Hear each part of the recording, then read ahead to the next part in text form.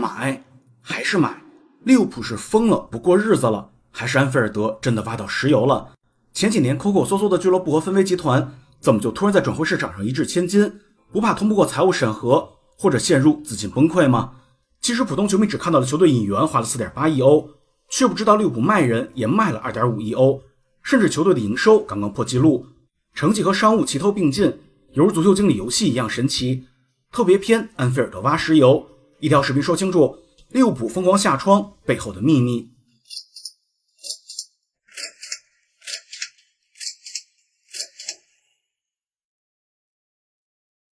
先聊的不是如何挣，而是怎麼省。第一是投入低，分威入主利物浦已經15年了，只考慮净投入的前提下，利物浦15年來唯一一次因引援導致財年中虧損超過1億歐，是在18財年，球隊以總價小2億吃進阿里松、納比凱塔、法比尼奧和沙奇里。除此以外，球隊無論是拿到歐冠、英超，還是在傷了半支球隊，中衛一個沒有的困難時期都沒有進行過豪購。有人會說，23-24賽季俱樂部層面不是虧損不少嗎？但這和引援沒什麼關係，主要是基於安菲爾德擴建帶了 1.2 億，以及克洛普團隊的解約金2筆大支出，外加球隊无缘歐冠，少了一大筆獎金，所以才讓俱樂部賬面大虧。分威引援更是出了名的摳門，愛德华茲和休斯等引援負責人常年不受球迷待見。利物浦在過去4個冬夏轉會窗，倒是其中3個幾乎按兵不動。24年夏天，抄底搞來了馬馬爾達什維利和吉耶薩，結果一算賬，賣人還盈利了。但正是因為從未被趁火打劫，無論是俱樂部的財務狀況還是信貸都非常健康，把時間拉長到近15年的話，利物浦平均每年的引援淨投入只有4000萬歐，活得堪比英超中游球隊。5年？你知道這5年我怎麼過的嗎？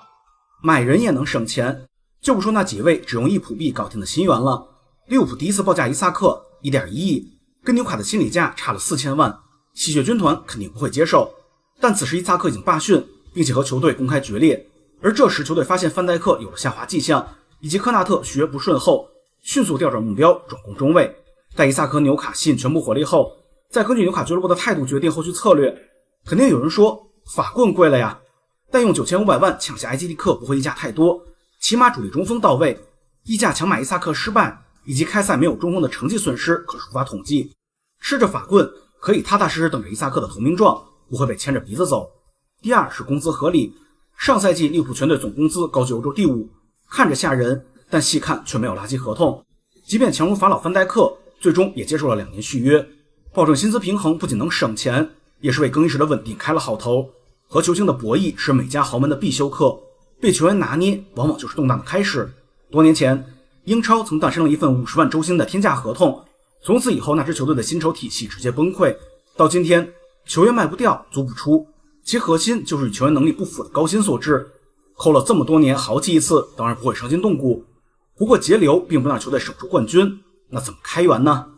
首先當然是最近10年買人有方，因為球隊一直拒絕石油資本，賣人籌錢是利物浦的根基。先不說4700萬賣掉法比尼奧，3500萬賣掉夸恩薩等神仙操作，非利物浦球迷可以玩個快問快答的小遊戲，你能立刻反映出5000萬歐打包給小蜜蜂的范登贝爾赫和卡瓦略是誰？一年只进1球卻賣了2500萬的英斯是誰？成年隊0球卻賣了1500萬前鋒哈里威爾遜是誰？一年只上1場卻賣了1400萬的沃德又是誰？前有把巔峰已過的洛夫倫和亨德森加一塊賣3000萬歐，今年夏天則把只在英冠進過球的本多克賣了2300萬，甚至比安東尼還多了一丁點兒。再拿轉會拜仁的路易斯迪亞斯為例，巴薩是最先明確想買的，但對方同時在聊着尼克威廉斯、迪亞斯和拉什福德，以及受困於財務狀況9成9無法給出球隊滿意的報價。利物浦制服組搖頭不語，不停宣稱球員是非賣品。拖着拖着，經歷薩內離隊、印記威爾斯失敗、放棄三山勋，在夏天引援一团乱麻的拜仁找了上來，面臨內外部巨大壓力的南大王，最終全盘接受了利物浦給出的交易框架，以7500萬歐外加未来2次轉會分成賣掉一名28歲、離隊意願強烈的邊鋒，怎麼看怎麼是合適的買賣。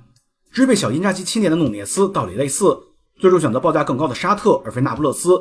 都是面對客戶需求的急切程度待價而沽。老將和小妖同樣溢價賣掉，利物浦制服总的能力其實不比那些赫赫有名的黑店差。而最近2個賽季，利物浦在財政層面都收穫波峰。從23-24賽季開始，安菲爾德擴建後座無虛席，讓球隊的比賽日收入突破1億英鎊大關，已經與曼聯、阿森納和熱刺平起平坐。同時商業營收完成了不可思議的逆轉。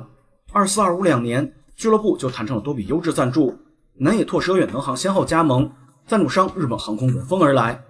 安盛保險則冠名了訓練基地，每年2000萬鎊。阿迪達斯則直接為紅軍送上10年，每年6000萬鎊大單。要知道2015年紅軍聯手新拜倫時，贊助金額不過每年2500萬英鎊，而再算上 UPS、易客行、富士華、馬爾代夫旅遊局等新進簽約，如今利普的商業收入已經是2010年的3倍還多。算上原本就有的渣打銀行等頂級贊助商，俱樂部在2024財年的商業收入達到了3.1億英鎊，超越已經霸榜英超20年，公認英倫足球商業價值最高的曼聯。而上個財年的6.14億英鎊總收入則打破了队史營收紀錄。安菲爾德底下當然沒有石油，俱樂部更不是豁出去賭博式 all in 冠軍，而是基於球隊硬實力、成績上限和商業價值，逐步搭建起自給自足的盈利體系，配合行業最頂級的職業經理人，以拒絕溢價引援為前提進行精準轉會操作，為球迷呈現了頂級俱樂部的財政管理藝術。